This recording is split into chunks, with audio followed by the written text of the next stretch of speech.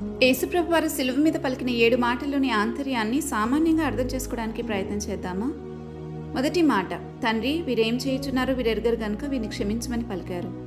క్షమాపణ పొందుకోవడం అందరికీ అత్యవసరం అన్న విషయాన్ని ధృవీకరిస్తూ ఎంతటి పాపికైనా క్షమాపణ దొరుకుతుందని అభయమిచ్చిన మాట ఇది. రెండవ మాట, నేడు నీవు నాతో కూడా పరదేశంలో ఉందువు అని నిశ్చయముగా నీతో చెప్పుచున్నాను అని. ఆ దొంగవలె మారుమనసు పొందుకుని పశ్చాత్తాపడిన ప్రతివారు ఆయన క్రొత్త నిబంధనలో చేరి ఆయన రాజ్యంలోకి ప్రవేశిస్తారు. ఆయన రాజ్యమునకు అంతము లేనట్లే ఆయన రాజ్యంలో చేర్చబడిన ప్రతివారు మనమందరము యుగయుగాలు ఆయనతో జీవిస్తూ ఉంటాము. ఆయన మాటే నిత్య జీవమని ఈ మాట ద్వారా అర్థమవుతుంది. మూడవ మాట, అమ్మా ఇదిగో నీ కుమారుడు అని తన తల్లితో చెప్పెను, శిష్యుని చూచి ఇదిగో నీ తల్లి అని చెప్పెను. ఈ మాట ద్వారా శారీరక వారసత్వం స్థానంలో ఆత్మీయ వారసత్వం వచ్చి చేరింది. దేవుని వారసులము క్రీస్తుతో కూడా మహిమ పొందుటకు ఆయనతో శ్రమపడిన ఎడల క్రీస్తుతోడి వారసులమయ్యామని రోమీలకు రాసిన పత్రికలో చెప్పబడింది. అబ్రహాము సంతానమయుండి వాగ్దాన ప్రకారము వారసులమయ్యాము. నాలుగవ మాట, నా దేవా నా దేవా నన్నేలా చేయి విడిచితివి అని.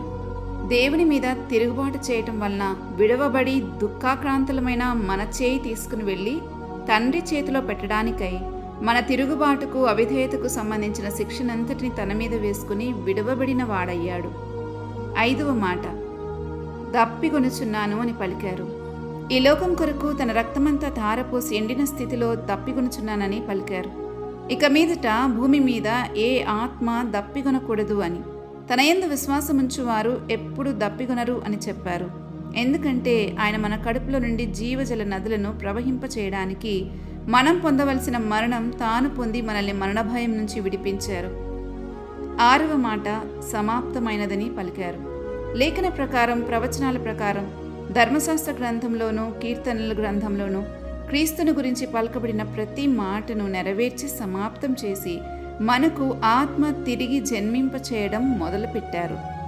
ఏడవ మాట, తండ్రి నీ చేతికి నా ఆత్మను అప్పగించుచున్నాను అని పలికారు.